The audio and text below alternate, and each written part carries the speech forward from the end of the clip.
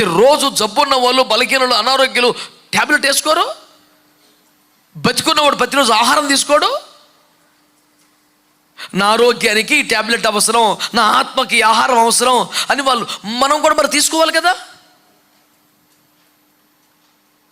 ఆదివారం విన్నాను చాలే, పొద్దున లేచి ఎన్ని పనులన్నా చేస్తారు, ఇంటిల్లాదిల బట్టలు ఉతకమని ఉతుకుతారు, ఎక్స్ట్రా పనులు పెట్టుకుని కూడా చేసేస్తారు. కానీ మనం గంట సేపు బైబిల్ చదవని భక్తిహీనులు కుప్పలు తెప్పలు తెచ్చారు భూమి మీద. భక్తిహీనులు. నీ మీద నీకు అసహ్యం వచ్చేయాలి ఈ మాట వింటున్నప్పుడు.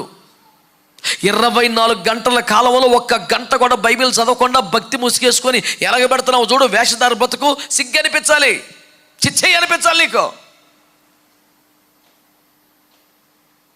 భక్తుడు అంటే 119 కీర్తనలో, నీ వాక్యము నా కనులెదుట ఉంచుకున్నాను, నేను తూలి తొట్టిల్లుటకు అవకాశమే లేదంటాడు.